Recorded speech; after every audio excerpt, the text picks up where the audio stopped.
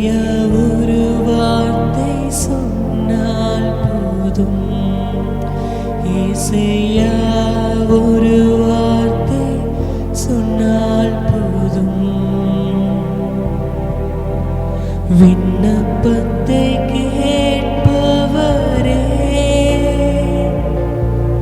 என் கண்ணீரை காண்பவரே, சுகம் தருபவரே, ஸ்தோத்திரம் ஏசையா.